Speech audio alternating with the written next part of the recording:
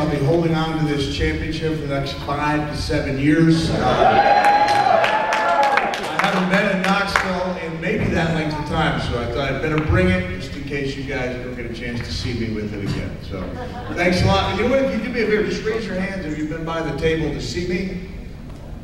Okay, I no longer really care about you guys. Who hasn't been out there yet? All right, yeah.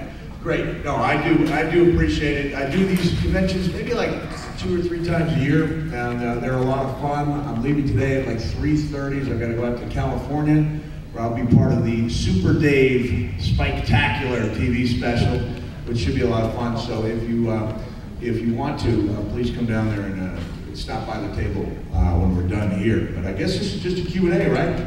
Yeah. So we start with the Q's. And if I like the Q, I'll give you an A, all right? Now the worst thing when I go talk to kids at schools, you try to give them these heartfelt talks about staying in school and respecting their classmates despite their differences, and you think you're making an impact, and then you say, any questions? And the first question is always, did it hurt when the Undertaker threw you off the cell? You get that out of the way, and then I get a bunch of questions that say, did you ever verse John Cena? I'm not even sure verse is a word. And then the next week, yes, I did verse John Cena. Next question, did you ever verse Stone Cold? Yes, I did verse Stone Cold. So no versing questions, all right? You guys are going to ask some good questions, right? Yeah. Not too thought-provoking? No. Ask whatever you like. I'll try to give you as good an answer as I can, okay? So how do we select who gives the, who gets to ask the questions here? It's fairly informal. Okay. Now is this like a VIP section here? This is VIP in front. The window is coming from. Well, they're already being treated special enough, so. Now, I know I saw you yesterday with the ROH poster, right? So if you got a question, we will let you go first. I know you've been in business for a long time, and you've had good things to say about AJ Styles and Uniform Mojo. You had to pick one as being the overall best and future. Oh, wow. Who would it be? Oh, man. Like the guy, you would call a guy like Joe and Punk and AJ a younger guy, even though they've been at it for a long time. But the guys, you know, Punk, I mean, on some level they have broken through to that next level, but in some way they're still kind of like undiscovered by a lot of people.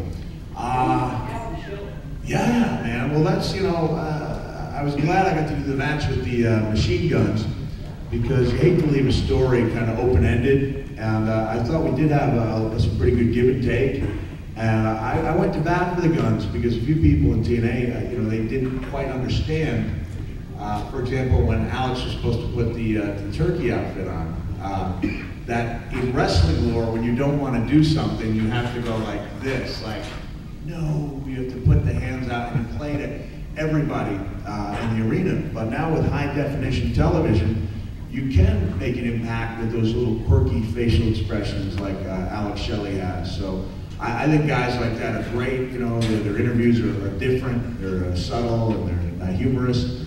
And I think you know, either of those guys or as a team could be really, really big. I'm a big fan of Joe's. You know, I really think I'm not so sure how I feel about the Nation of Violence. You know, I'm not sure why, as the shareholder, I allow somebody to have a knife at ringside. It's a little weird. But you know, big fan of Joe's, and you will see me. This is, I don't know how many people catch this. It's such a condescending statement to make, but on next week's TNA, I tell AJ that I may have been wrong about him, and I'm thinking about giving him a title shot at Genesis, which is 6 months away, and told him that I was thinking of giving him the keys to the kingdom when I was through with the championship belt. So all those guys are great choices, but I'd say Joe and AJ, out of the ones you mentioned, have the chance to really get to that next level. And part of getting that to the next level is just getting TNA exposed to enough people. So I know some people are frustrated, they think there's too much emphasis on the seasoned veterans, but I think the long-term goal is to get as many eyeballs and viewing as possible so that we can make the really big stars of the future. Good question. Back there. Did you get any paper cuts when you fought Rocky the other night? Oh, did I get any paper cuts when I wrestled Rocky? No, but did you see I almost fell over? Right? And I went to the back and guys were like, that was genius. How did you do that? And I said, I tripped. I tripped over Rocky. And because that was taped out of sequence, I felt pretty stupid about it. And I was getting really good feedback. And my son, who's 17 and pretty perceptive, he said he thought it was really funny. And I texted him back. I was on the road and I said, really? I said, I felt a little dumb out there. And he said, well, Dad, you were wrestling a piece of cardboard. But he thought that Don West's call of the match really added to it. When I went back, that Don West style worked particularly well when I was working with a non-human inanimate object. So, no, my pride was hurt a little bit, but no paper cuts. All right, let me see. Oh, let's get a younger perspective there. The young man there. Which one is better, WWE or TNA? Well, that's like an apples or oranges question because they're both different. They both got their upsides and their downsides.